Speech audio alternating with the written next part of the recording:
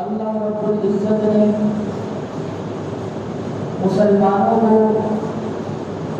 اس دنیا میں جو بھیجا ہے وہ کسی خاص مقصد کے تحت بھیجا ہے۔ اللہ تعالیٰ نے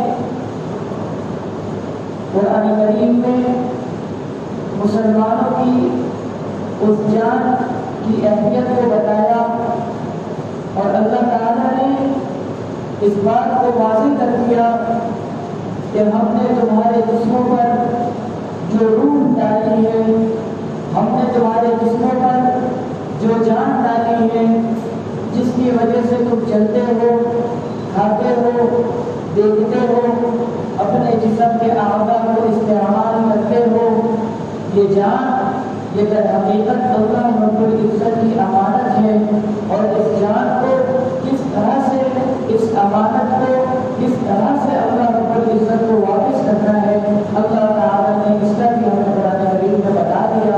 اللہ رب العزت قرآن کریم میں ارشاد فرماتے ہیں ان اللہ اشتری من المؤمنین انفسهم واموالهم بان لهم الجنہ یقاتلون فی سبیل اللہ فیقتلون ویقتلون۔ میرے محترم دوستو، اللہ تعالیٰ نے مسلمانوں کو اس دنیا میں بھیجا ہے اور کفار کو بھی اس دنیا میں بھیجا ہے۔ بہت ممکن ہے، ہو سکتا ہے ظاہر بتائے مسلمانوں کا سامنا کفار سے ہوتا رہے، اور اللہ رب العزت مسلمانوں کو کفار کے مقابلے میں کھڑا کرتے رہے۔ کفار جو ہے وہ آپ پر حملہ آور بھی ہوگا، وہ آپ کی جان کا بھی دشمن ہوگا، آپ کے مال کا بھی دشمن ہوگا، اور سب سے بڑھ کر آپ کے دین کا دشمن ہوگا، دینی تعلیمات کا دشمن ہوگا۔ اگر آپ اپنی جان کو اللہ رب العزت کے راستے میں لٹانا چاہتے ہیں تو وہ آپ کا سب سے بڑا دشمن ہوگا۔ اگر آپ اپنی جان اللہ رب العزت کو دینا چاہتے ہیں تو آپ اپنے من کے مقابل کفار کو پائیں گے۔ اور اللہ رب العزت نے جو قرآن میں فرمایا کہ میں نے مؤمنین کی جانوں کو جو خریدا ہے وہ جنت کے بدلے میں خریدا ہے۔ اگر مومن یہ چاہتا ہو کہ اسے مرنے کے بعد جنت ملے، اگر مومن یہ چاہتا ہو کہ میری جان کی جو امانت ہے اسے میں صحیح طریقے سے اللہ رب العزت کو واپس کر دوں، یقیناً جان اللہ ہی نے دی ہے اور اللہ ہی اسے واپس لینے والے ہیں، تو اسے چاہیے کہ وہ کفار کے مقابلے مقابل آئے اور اپنے جانوں کو کفار سے لڑتے ہوئے اللہ کے حضور پیش کرے۔ میرے دوستوں، ایک جان ہے، چاہے وہ بستر پہ آ جائے، چاہے ہاسپٹل میں آ جائے، چاہے آپ کسی حادثات کا شکار ہو جائیں، چاہے کوئی آپ کو گولی مار دے، چاہے آپ موت کسی بھی بہانے سے آپ کو آ سکتی ہے، کیا ہی اچھا ہو کہ آپ اللہ کے راستے میں لڑیں، لڑ کر اپنی جان کو کفار کے مقابلے میں اللہ رب العزت کے حضور پیش کریں، اور اللہ رب العزت آپ کے لیے جنت کے فیصلے کریں۔ قرآن اس بات کا شاہد ہے کہ جو شخص اللہ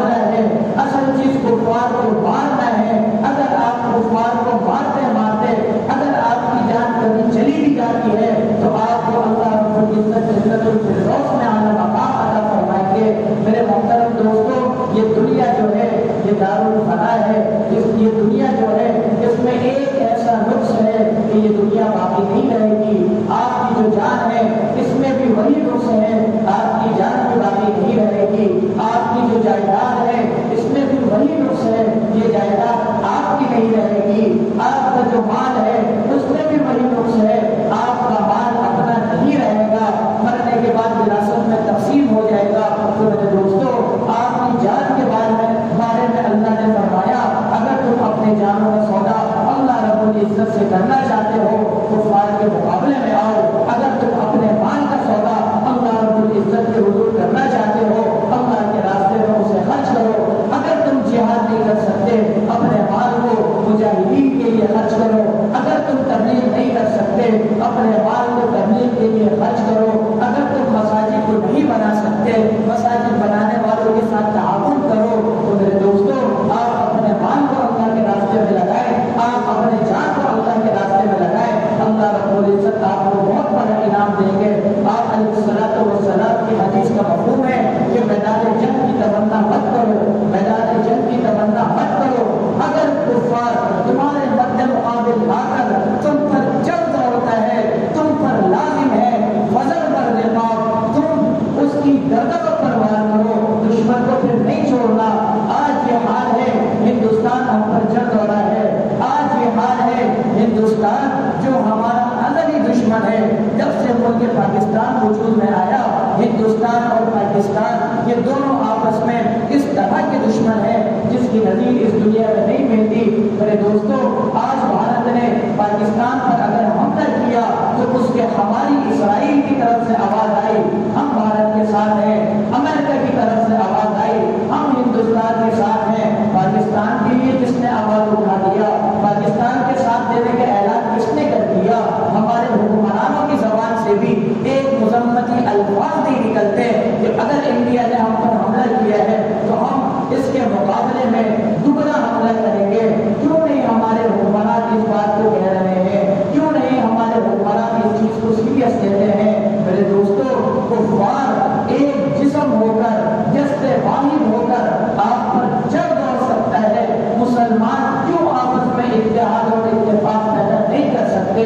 1971 کی جنگ میں جب بھارت نے مشرقی پاکستان پر حملہ کیا اور حملہ کرنے کے بعد ہمارا جو ایک بازو تھا وہ یہاں سے جدا ہو گیا، اس کی ایک ہی وجہ تھی پاکستان کے اندر بھی سیاسی عدم استحکام تھا، پاکستان کے اندر بھی لوگ مسلمان آپس میں متحد نہیں تھے، کوئی کس پارٹی کا کوئی کس پارٹی کا، اور یہ فرقہ واریت کی لعنت تو دور، یہ جو سیاسی لعنت جو ہم پر مسلط کی گئی ہے، اتنی ساری جماعتیں ہیں اور ان جماعتوں میں کسی ہر ایک کا ضرب اتنا سا ہے کوئی کسی کو برداشت نہیں کر سکتا۔ اگر آج مسلم لیگ نون کی حکومت ہے تو دوسرے پارٹی والے اسے برداشت نہیں کر سکتے، اگر کسی دوسری پارٹی کی حکومت ہے مسلم لیگ نون والا اسے برداشت نہیں کر سکتا۔ اس طرح سے معاملہ کیوں ہوتا ہے؟ مسلمان اس طرح سے کم ضربی کا اظہار کیوں کرتے ہیں؟ کیوں آپس میں متحد نہیں ہوتے ہیں؟ کیوں آپس میں اتفاق کو پیدا نہیں کرتے ہیں؟ کیوں آپس میں ایک آواز ہو کر یہ اتحاد کا مظاہرہ کیوں نہیں کرتے ہیں؟ ہم کیوں اختلافات میں بٹے ہوئے ہیں؟ ہم کیوں سیاسی عدم استحکام کا شکار ہے؟ ہم کیوں مذہبی اختلافات کا شکار ہے؟ میرے دوستو، آپ کا تعلق کسی جماعت سے ہو آپ کو مبارک، آپ کا تعلق کسی سیاسی جماعت سے ہو کسی مذہبی جماعت سے ہو وہ آپ کو مبارک، لیکن اگر کسی کا تعلق اس سیاسی جماعت سے نہیں ہے، اگر کسی کا تعلق اس مذہبی جماعت سے نہیں ہے جس مذہبی جماعت سے آپ کا تعلق ہے، لیکن آپ پر بحیثیت مسلمان یہ بات لازم ہے کہ آپ اپنے دل کو مشاہدہ کریں، یہ بات لازم ہے کہ آپ دوسروں کی باتوں کو برداشت کریں، اس کے لیے اپنے دل میں جگہ پیدا کریں۔ آج تو ہمارے اندر اتنی نفرتیں پیدا کر دی گئی ہے، کوئی اپنے لیڈر کے خلاف بات برداشت کرنے کو تیار نہیں، کوئی اپنے دوسرے فرقے کے لیے کوئی بات برداشت کرنے کو تیار نہیں۔ دیوبندی، بریلوی، اہل حدیث، شیعہ، سنی، ان اختلافات میں ہم تو پہلے سے گرے ہوئے ہیں، آج سیاسی عدم استحکام نے بھی ہمیں بہت کمزور کر دیا۔ اگر آج مسلم لیگ نون والے کوئی آواز اٹھائیں، پی ٹی آئی والے خاموش، پی ٹی آئی والے آواز اٹھائیں، مسلم لیگ والے خاموش، اس کا نتیجہ کیا نکلا؟ اس کا نتیجہ یہ نکلا جب فلسطین میں اسرائیل نے حملہ کیا تو پاکستان کے اندر ایک مضمون، ایک توانا آواز اٹھنے سے قاصر رہی، کیونکہ ہر ایک اپنے جھنڈے کے نیچے تھا، ہر ایک اپنے جھنڈے کے نیچے لگا رہا۔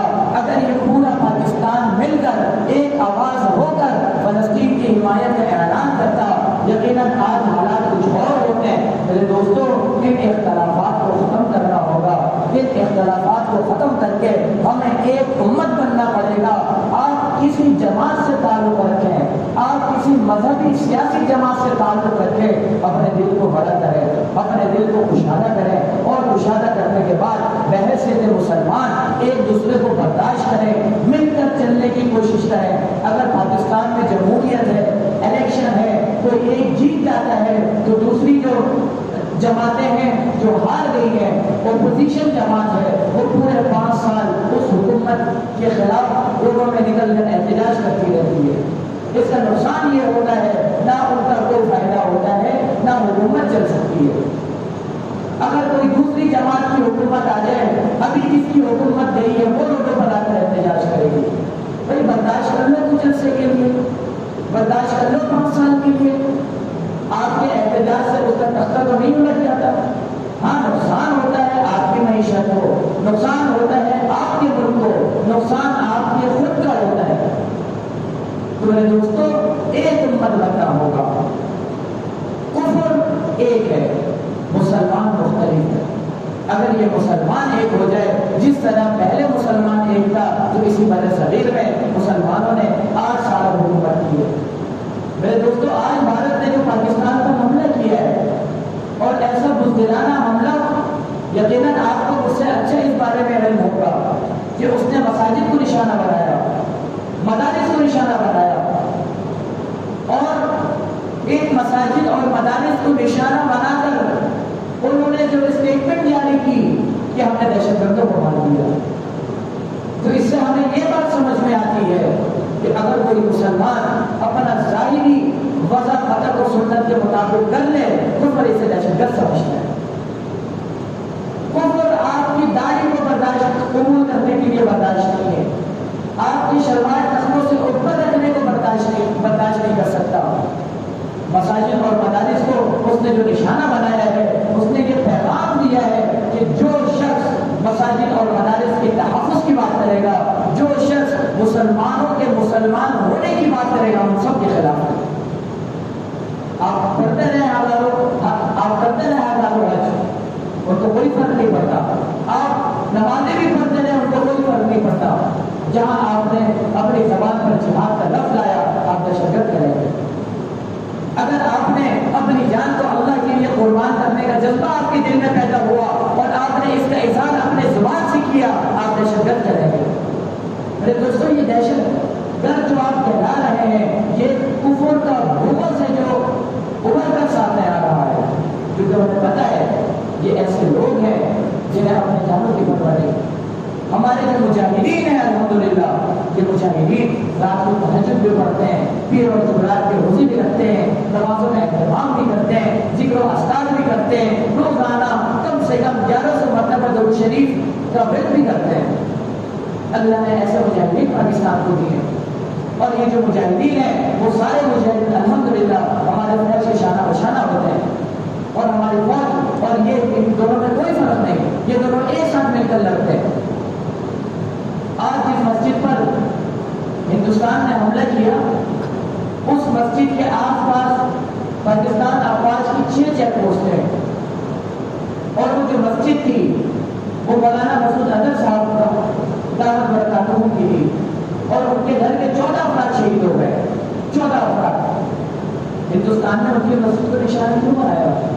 اس وجہ سے بنایا کہ وہ جہاد کی بات کرتا ہے، وہ لوگوں کو جہاد پر بھیجتا ہے، اور ہندوستان اس بات کو بھول گیا جب اس نے مولانا مسعود اظہر صاحب کو کشمیر سے اغوا کر کے اپنی جیل میں رکھا تھا، تو مولانا مسعود اظہر صاحب کو ہی لوگوں نے اس کے جہاز کو ہائجیک کیا، اسے افغانستان میں اتارا، افغانستان میں اتار کر مطالبہ کیا کہ آپ مسعود اظہر صاحب کو بھیجیں، ہم تمہیں جہاز کے مسافر اور جہاز بھیج دیں۔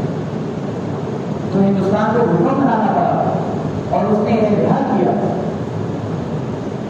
تو میرے دوستوں، آج جو دشمن جس مسلمان سے ڈرتا ہے حقیقی معنوں میں، تو وہ وہی مسلمان ہے جو جہاد کی بات کرتے ہیں، وہ وہی مسلمان ہے جو اپنی جان کو اللہ کے لیے قربان کرنے کی بات کرتے ہیں۔ اور اللہ رب العزت نے قرآن میں ارشاد فرمایا وَأَعِدُّوا لَهُم مَّا اسْتَطَعْتُم مِّن قُوَّةٍ، کہ اپنے آپ کو اس کفار سے مقابلے کے لیے جتنی تم میں طاقت ہے اپنے آپ کو کو تیار کرو، جتنی تم میں طاقت ہے تیار کرو۔ آپ علیہ السلام کی حدیث کا مفہوم ہے اپنے گھوڑوں کو میدان جہاد کے لیے تیار رکھو، تیار رکھو۔ جب وہاں سے جو ہے اللہ رب العزت کی طرف سے آپ کو موقع ملے، آپ گھوڑے کی پیٹھ پر سوار ہو اور جہاد کے لیے نکلیں۔ آپ علیہ السلام کی دوسری حدیث کا مفہوم ہے جس مسلمان کے دل میں جہاد کا شوق نہ ہو اور وہ مر جائے تو یہ منافقت کی حالت میں مر جائے۔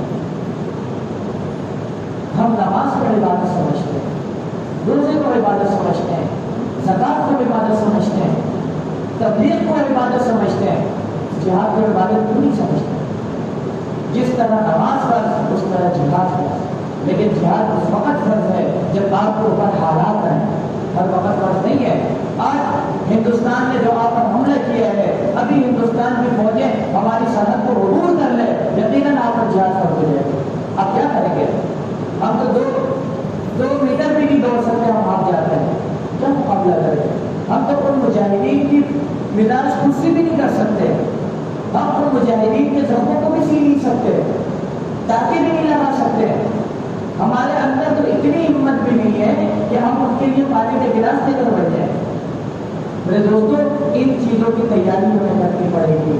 آپ ذہنی طور پر، جسمانی طور پر اپنے آپ کو تیار کریں، روزانہ کی بنیاد پر اس کی مشق کریں، اپنے جسم کو فٹ رکھیں، روزانہ رننگ کریں، جم جائیں، جس طرح سے ہو آپ اپنے آپ کو تیار رکھیں۔ میرے دوستو، ہندوستان کی یہ تاریخ ہے اور مجھ سے زیادہ آپ سب کو علم ہوگا کہ ہندوستان نے جب بھی پاکستان پر حملہ کیا رات کے اندھیرے میں کیا۔ یہ دشمن کے بزدل ہونے کی تو علامت ہے، دن کی روشنی میں کیوں نہیں کرتے؟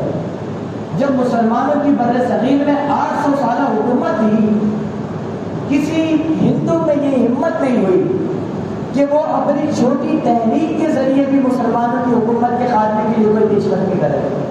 کسی ہندو میں یہ ہمت نہیں تھی۔ 800 سال تک کوئی مزاحمتی تنظیمیں، کوئی مزاحمتی پیش قدمی ہندوؤں کی طرف سے مسلمانوں کے خلاف نہیں کی گئی۔ کیوں نہیں کی گئی؟ کیونکہ ہندو بزدل قوم ہے، اس بات کو ہمیں سمجھنا پڑے گا۔ اور آج ہمارے بھولے بھالے لوگ بیچارے، ہم یہ سمجھتے ہیں کہ بھارت ہمارا دشمن ہے، لیکن بھارت ہی کی باتوں پر ہم یقین کرتے ہیں، بھارت ہی کی میڈیا پر ہم یقین کرتے ہیں۔ یہ عقل مندی ہے جو خوبی ہے۔ میں نے ایک دن کئی لوگوں سے میں نے سنا کہ ہندوستان نے یہ بولا، ہندوستان نے یہ بولا، ہندوستان نے یہ بولا۔ میں نے اس سے ایک ہی بات پوچھی، بھائی ہندوستان کون ہے پاکستان کا؟ میرا دشمن ہے۔ تو آپ دشمن کی بات مان لیں؟ کیا تمہاری عقل مندی ہے؟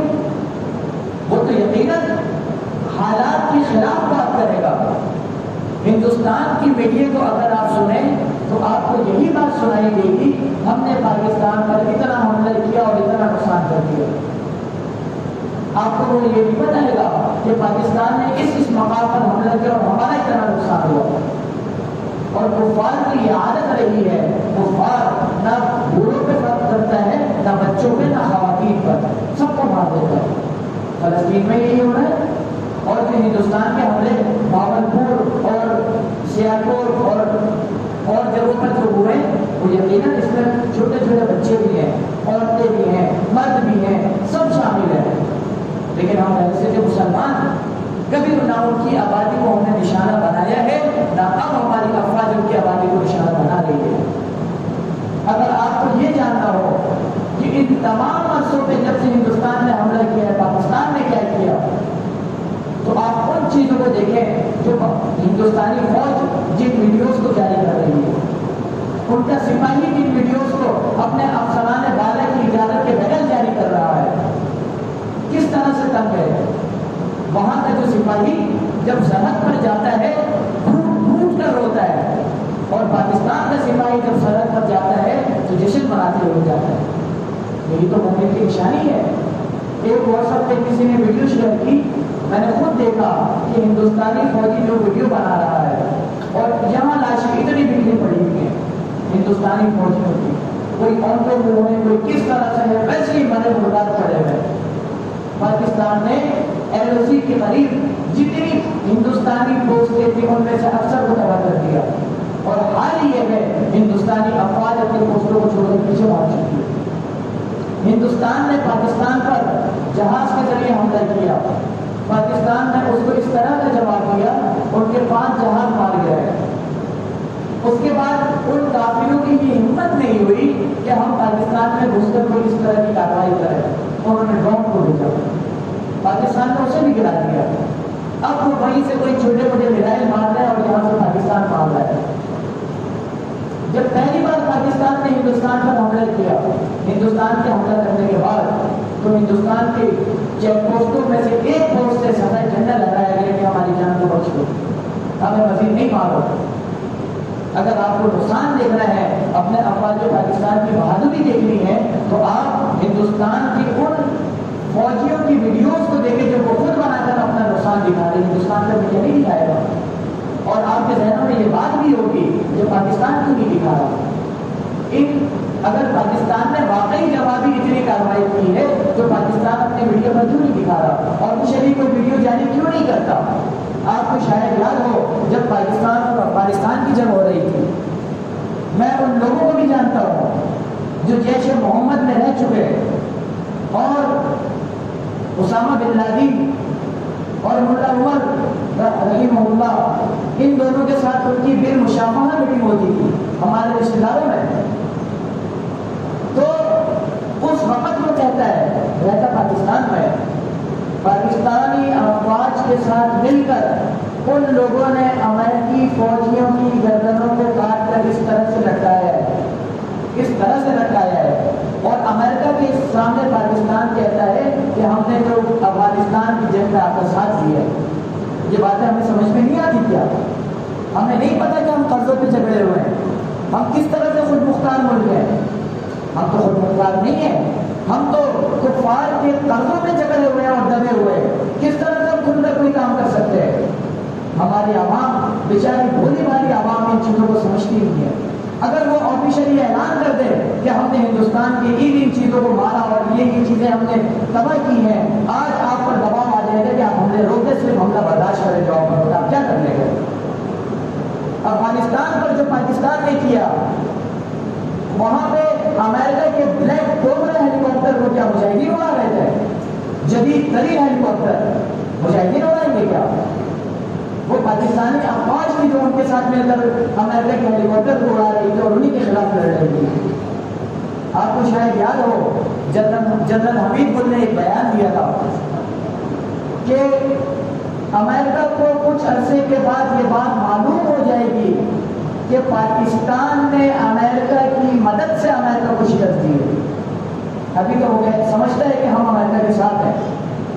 آج بھی یہی صورتحال ہے، جو پاکستان اور ہندوستان کی جھڑپیں ہیں اور یہ جو مقابلہ بازی ہے، پاکستانی فوج نہ خاموش ہے، نہ ہی پاکستانی فوجوں نے حملے کو روکا ہوا ہے۔ میرا بھائی فوجی ہے، نہ ہی انہوں نے حملے کو روکا ہوا ہے، نہ ہی وہ صرف حملے کو برداشت کر رہے ہیں اور منہ بند کر کے بیٹھا ہے، ایسی کوئی بات نہیں۔ حالانکہ وہاں سے کالیں بھی آئیں، خبریں بھی آئیں کہ آپ ہندوستان کی چند حملوں کو برداشت کر لیں، وہ جو پلوامہ اٹیک ہوا بھلے ہی آپ نے نہیں کیا لیکن اس میں آپ کا ہاتھ ضرور ہے، تو آپ بھارت کے ساتھ جو ہے وہ تھوڑا تعاون کریں۔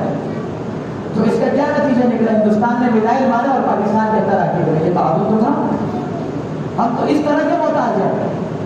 پاکستان کا ایئر ڈیفینس سسٹم کہاں تھا؟ اس وقت خاموش ہی ہوتا، اس نے کیوں بارڈر پر میزائل کو تباہ نہیں کر دیا؟ ہم تو اس طرح سے قبضوں میں جکڑے ہوئے ہیں، اس طرح سے ہم کفار کے ماتحتی میں ان کے قدموں تلے دبے ہوئے، کس طرح سے ہم آفیشلی اعلان کر سکتے ہیں کہ ہم نے بھارت کے اتنا نقصان کر دیا؟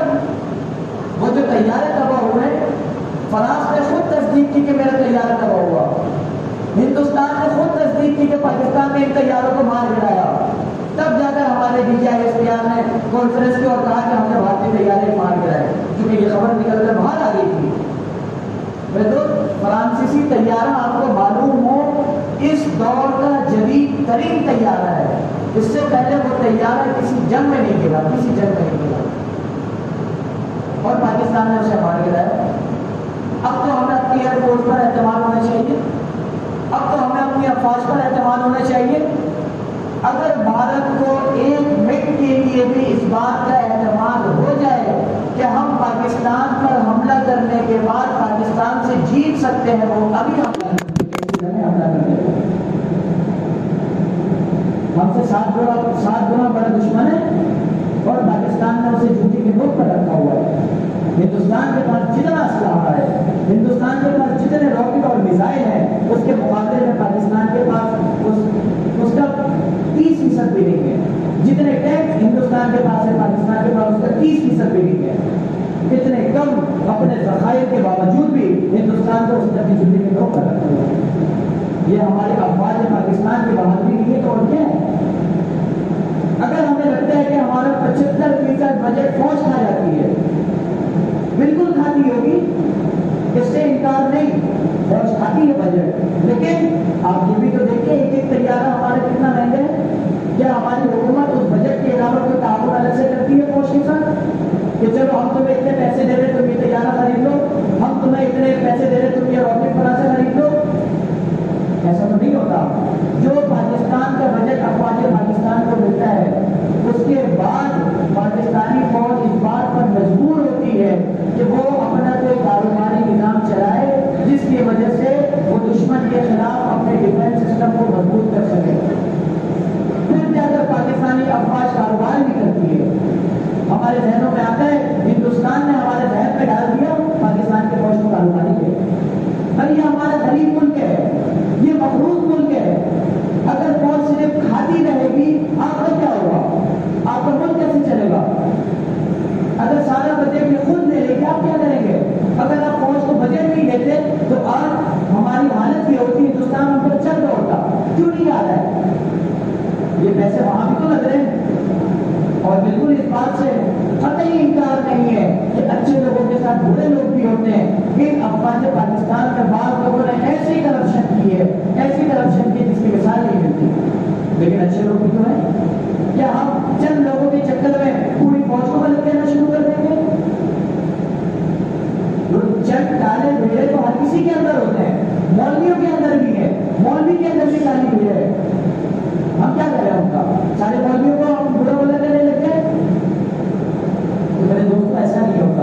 ہمیں ضرورت ہے اس وقت اپنے فوج کی حمایت کرنے کی، اس وقت ہمیں ضرورت ہے متحد ہونے کی اور بھارت کے خلاف دبانا آواز بلند کرنے کی۔ اگر ہماری آواز احتجاج کی صورت میں ہماری فوج تک پہنچتی ہے تو اس کے سپاہی کے دل سے آپ پوچھے اسے کتنا حوصلہ ملتا ہے، کتنا حوصلہ ملتا ہے۔ وہ تو بیچارہ اپنا گھر بار چھوڑ کر آیا ہے، آپ افسروں کو چھوڑیں، اس کے دل، ان کے لیے آپ کے دل میں برائی ہوتی، میرے دل میں بھی کچھ افسروں کے لیے ہو سکتی ہے، لیکن سپاہیوں کو تو خیال کریں، وہ تو ملک کے لیے لڑ رہا ہے۔ سپاہی تو وفادار ہوتا ہے، وہ نہ کرپشن کر سکتا ہے، نہ کاروبار کر سکتا ہے، 40,000 کی تنخواہ میں وہ آپ کے بارڈر میں جا کر جان دے دیتا ہے۔ تو میرے دوستوں، ہمارا جو دشمن ہے بھارت، یہ دشمن ہمیشہ سے ایسا ہی رہا ہے، رات کے اندھیرے میں حملہ کرتا ہے، اور پاکستان میں ہمیشہ ہر چاہے کارگل ہو چاہے قطر ہو، اس نے بھارت کو جوتے کی نوک پر رکھا۔ جب بیرونی دباؤ آیا اور ہمارے پاکستان کے اندر ہی سے جب ہمارے دشمن ابھر کر سامنے آئے جو ہماری ہی شکلوں میں تھے، انہوں نے ہمیں ڈبایا، ہماری فوج نے نہیں ڈبایا، انہوں نے ہمیں۔ کارگل میں کیا ہوا؟ کس نے ڈبایا؟ ہماری سیاسی جماعت نے ڈبایا۔ 71 میں کیا ہوا؟ ہماری سیاسی جماعت اور بین الاقوامی دباؤ نے ہمیں ڈبایا۔ 70,000 فوجیوں نے سرنڈر کر کے دماغ میں آنے والی باتیں کیوں کیا؟ بیرونی دباؤ اور اپنے اندر کے دشمن سے پاکستان کس طرح سے لڑے گا؟ وہ تو شروع سے ہی محفوظ چلا آ رہا ہے۔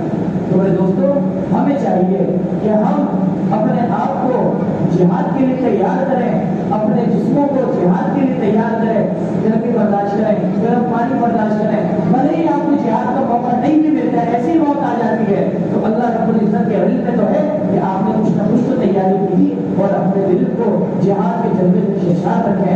اللہ رب العزت سے دعا ہے اللہ تعالیٰ ملک پاکستان، اس کے سرحدات افواج پاکستان کی حفاظت فرمائے اور یہ بھارت جیسا ازلی دشمن کو، ان کے شر کو یہاں پر خیر پر بدلے۔ اور اگر یہ باز نہیں آتے تو اللہ رب العزت ہماری فوج، ہماری حکومت کو اس طرح کا قدم اٹھانے کی توفیق عطا فرمائے جو ان کے لیے عبرت کا نشان بنے۔